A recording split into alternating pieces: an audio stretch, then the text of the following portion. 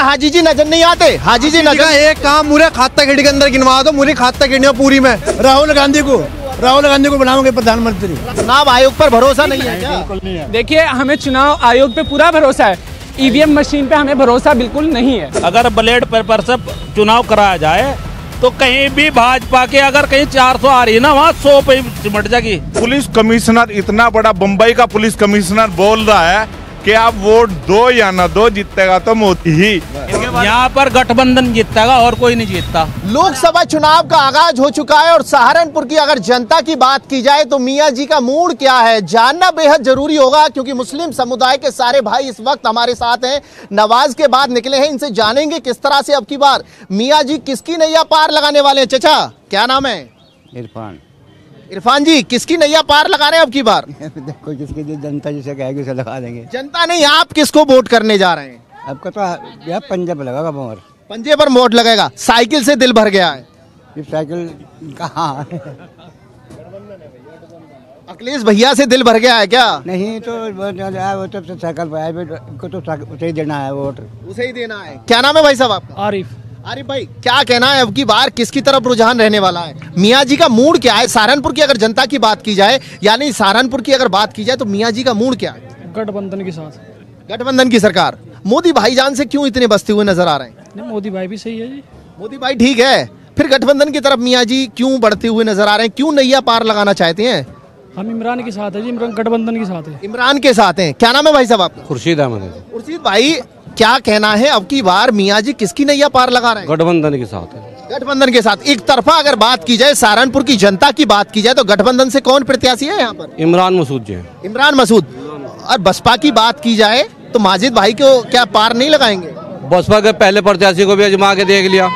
पहली बार ये सोचा था कि गठबंधन में बसपा के प्रत्याशी को जिता के भेजे, लेकिन बसपा के प्रत्याशी को जिताने के बाद लोगों ने मतलब भुगत के देख लिया कि कोई भी मतलब जीतने के बाद बसपा का प्रत्याशी जनता के बीच में नहीं आया। तो हाजी जी ने मियां भाई हैं उनकी बिल्कुल नहीं सुनी? कुछ नहीं सुनी। यहाँ पे जो सुनने वाला है सिर्फ इमरान मसूद है, कद्दावर नेता है। हमने सुना है कि सहारनपुर की जो जनता है वो बदलाव चाहती है, 5 साल बाद बदलती रहती है अपना नेता। नहीं, यहाँ पे तो नेता 2014 से 17 की बात हो, 2014 से 19 की बात हो, 19 से 24 की बात हो, नेता बदलने का बड़ा अच्छा शौक है यहाँ का। नहीं, यहाँ पे तो यह है कि देखो उस टाइम पे पिछली बार एक लहर थी भाई गठबंधन में अपना प्रत्याशी जिता लो, लेकिन प्रत्याशी काम काज है जो केंद्र सरकार के काम काज है उनसे संतुष्ट नहीं है आप? ये तो सब जनता सबको दिख रहा है कि कैसे संतुष्ट है कैसे नहीं है, सबको पता। ठीक नहीं है। चाचा क्या नाम है? आदाब। सुलेमान जी, क्या कहना है, क्या मानना है अब की बार मियां जी किसकी नैया पार लगा रहे हैं? गठबंधन की होगी। गठबंधन की जय जयकार होने वाली है। जी जी, इमरान भाई पक्का। इमरान मसूद यानी कद्दावर नेता है पश्चिम यूपी की। अगर बात की जाए बसपा के साथ साथ, देखिए इमरान मसूद लगातार अपने दल बदलते रहते हैं जी। इमरान मसूद कहीं भी जाए उनके साथ है। इमरान मसूद के साथ है। कल भाजपा में चले जाएंगे तो भाजपा के साथ रहेंगे? उनके बिल्कुल साथ नहीं दोगे? भाजपा में गए तो भाजपा में साथ नहीं है उनके। भाजपा से इतना युवा क्यों परेशान है, क्यों नाराज है? बताओ कोई एक काम ढंग का उनका हो। कौन सा काम खराब है? मुसलमानों के हक में कोई एक काम सही हो। मुसलमानों को क्या चीज नहीं मिल पा रही है? कौन सी ऐसी योजना है वो बताओ। सर कुछ वो बता। अनसर्ट ना बोल। अनसर्ट तो सर हमें ये लगता है कि सबसे बेहतरीन है गठबंधन। कुछ तथ्यों का पता हो तो बता, कभी जिंदगी में अखबार पढ़ा हो तो बता, कभी टीवी पे खबरें सुने हो तो बता, एक तरफी ना बोल। किसकी नैया पार लगा रहे हैं? भाजपा जीतेगी 100%। सहारनपुर में कौन जीतेगा? सहारनपुर में भी भाजपा जीतेगी। राघव लखनपाल शर्मा 2.5 लाख वोट से जीतेगा। कैसे आप अनुमान लगा रहे हैं 2.5 लाख का? पिछले फिगर जो हैं 2019 में जनता ने लखनपाल को ठिकाने लगाया था, साइड किया था। अब की बार कैसे मानते हैं लखनपाल जीतेंगे? नहीं, उस टाइम पे मुस्लिम वोट 2 जगह बट गया था। अब की बार 2 जगह नहीं बटेगा क्या? अब की बार मुस्लिम वोट भी भाजपा को पड़ेगा। भाजपा को पड़ेगा? बड़े विश्वास के साथ कह रहे हैं। ऐसा क्या काम करा रही है भाजपा? हमें पता है भाजपा मुसलमानों के लिए कुछ नहीं कर रही है। वोट इसलिए करेंगे कि हमारे इलाकों में भी विकास कार्य आ जाए। अरे वाह, गजब, क्या बात कर रहे हैं आपकी। कुछ नहीं कर रही है उसके बाद भी वोट करेंगे?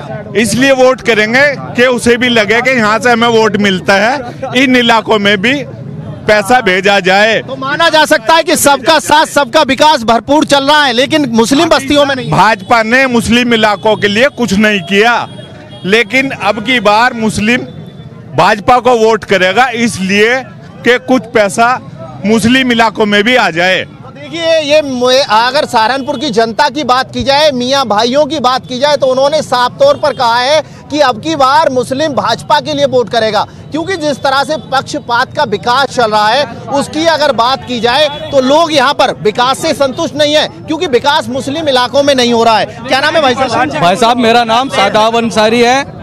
मैं कहना चाहता हूँ, हमारे यहाँ जो मौजूदा सांसद हाजी फजलुर रहमान, एक गठबंधन हुआ था बीएसपी का, मायावती ने इस बार गठबंधन में शामिल नहीं हुई, बहुत जरूरी था। ये सीट तभी जीती जा सकती है, इसलिए इस वक्त नामुमकिन लग रही है। सबसे बड़ी बात है, हमारे यहाँ मुस्लिम बहुल इलाकों में अगर जो हमारे घर के 10 वोट है ना, हमारे यहाँ घर के 10 वोट है,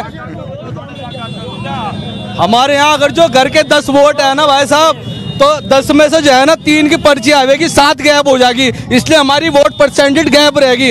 अब जो हर कोई बंदा पैराशूट से चुनाव तो लड़ रहा है, लेकिन जमीनी स्तर के हम लोगों के काम नहीं करता। जो वोट पड़ते हैं ना, पर्चा घर घर नहीं पहुंच पाती। 19 से 24 सुना है कि हाजी जी नजर नहीं आए जनता के बीच। नहीं, ऐसा नहीं है, हाजी जी बीच में रहते हैं, नजर भी आते हैं, लेकिन अगर जो देखा जाए ये सीट बीजेपी पे जा रही है। यहाँ से पिछले मेयर चुनाव में बीजेपी पे भी कम से कम 4500-4600 वोट मुस्लिम गया था, और अब के मैं मानता हूँ कम से कम 50,000 मुस्लिम वोट। तो युवा बहुत नाराज है, युवा कह रहे हैं हाजी जी नजर नहीं आते। हाजी जी नजर, एक काम मुझे खाता खेड़ी के अंदर गिनवा दो, मुझे खाता खेड़ी पूरी में हाजी जी ने क्या काम कराया बता दो। कार्य से संतुष्ट नहीं है, कोई काम नहीं करा। हाजी फजलुर रहमान ने अब राघव लखनपाल शर्मा की 4,80,000 से पोलिंग होगी, गिनती स्टार्टिंग होगी सहारनपुर से। अरे बड़ा अच्छा गणित जानते हैं आप भाई। हाँ जी, समीकरण क्लास तक पढ़े हैं? समीकरण में मैं 10th तक की पढ़ा हूँ। 10th तक पढ़े हो, 4,80,000 का आपने ऐलान कर दिया। हाँ, सांसद साहब की नीति से जो कार्य होने वाले हैं ना, ये हाँ जो है ना नॉन प्रूव्ड एरिया। अच्छा, क्या कहना है, क्या मानते हैं, क्या होने वाला है? यहाँ पर गठबंधन जीतेगा और कोई नहीं जीतता। अरे आपके सहयोगी साथी कह रहे हैं कि अब की बार लखनपाल शर्मा जीत रहे हैं। वो पहले ऐसा बोलो, वो उसकी सोच है। पहले समीकरण सुनिए।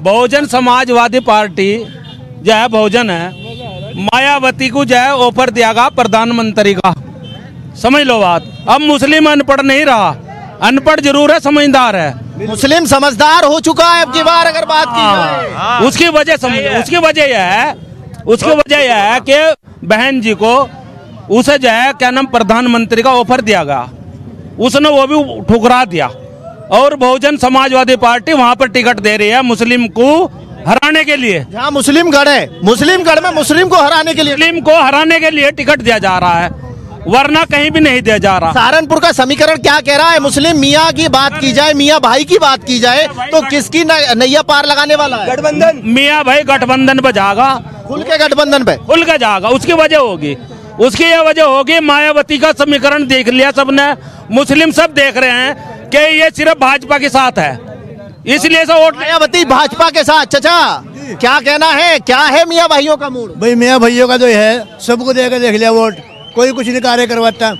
अखिलेश भैया ने नहीं करवाया, बहन जी ने नहीं करवाया, तो अब किसके साथ? गठबंधन को देंगे अब की बार। गठबंधन में भी तो अखिलेश भैया आए आपके साथ।